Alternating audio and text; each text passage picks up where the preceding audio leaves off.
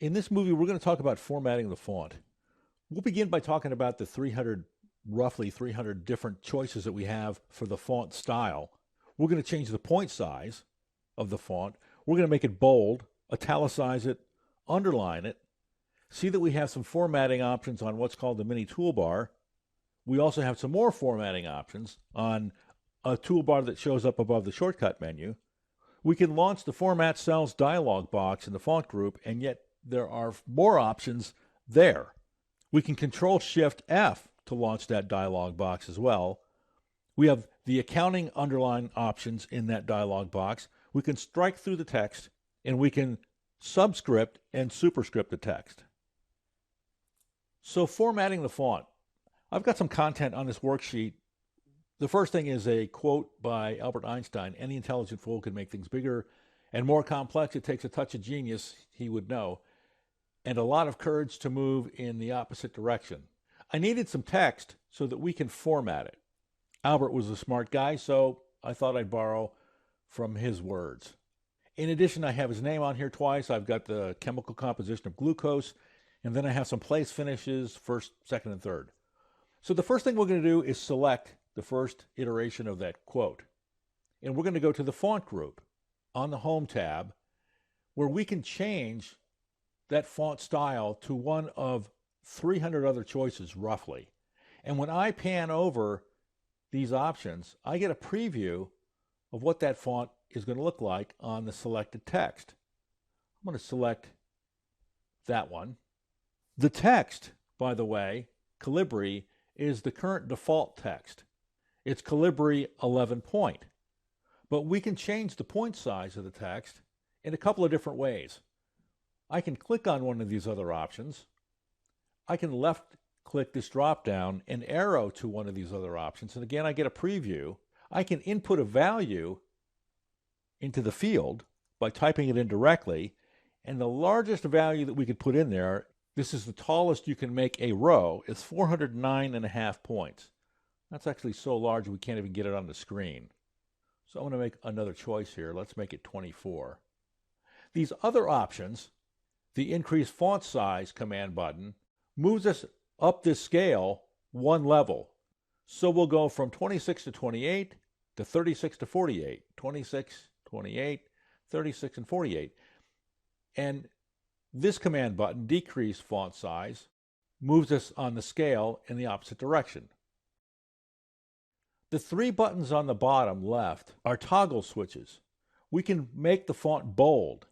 And when we make the font bold, there's a couple things to notice. When I arrow down and I select a cell that isn't bold, there's no content in that cell, but there's formatting applied to that cell nonetheless. And then I arrow back up to the text that we just made bold. That bold is illuminated. So these settings reflect the formatting that's been applied in the cells, and they also control the formatting that's been applied in the cell. If I click this B again, it acts as a toggle switch, and I turn off the setting to make the font bold. I can also make the font bold by pressing Control B. The italicize button works the same way.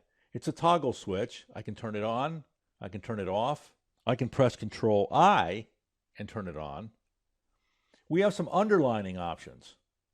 We can single underline the text, we can double underline the text, we can turn it off to not have any underlining in effect at all. So I'm going to single underline the text. And I'm going to go down here and double click to get me into the edit mode and select the word any. And when I select some text, we get what you see here, which is the mini toolbar. On it, I can change the font style. I can change the point size. I can make it bold or italicize it. And I can change the color of the font, which we'll leave for another movie. I can increase the point size. I can decrease the point size. I'm going to click off of that. And I want you to notice that the formatting options I just changed affected the selected text. Even though that whole quote is in cell B6, you can select part of the text string and apply formatting to just that selected part. So there are other formatting options. If you right-click you'll get what's called a shortcut menu, and above the shortcut menu, we get yet another toolbar that has a few more formatting options that we're actually going to cover in another movie. But you see, we can change the font, we can change the point size, make it bold, italicize it. We've seen some of those command buttons several times now. So those are three sources of command buttons where you can affect the formatting of the font. We have the font group on the Home tab, we have the mini toolbar, and we have the toolbar that shows up above the shortcut menu. But there's one more place that we can go to format the font, and that is in the Format Cells dialog box, which you can launch by left-clicking that right there. We're on the tab that is the Font tab in the Format Cells dialog box. We see some familiar options. We can change the font, we can change the font style, make it bold, italicize it. We can change the size of the font, the point size. And we also have two other underlining options. The first two we've actually seen before. Single and double, we applied those by clicking the command button in the font group. The other options, the underlining options, are single accounting, and we don't get a preview when we make changes on the Format Cells dialog box. We actually have to close it for it to take effect. Now, the difference between the underlining we did before and the one we did now, the accounting style, is that the accounting underlining is only as wide as the column.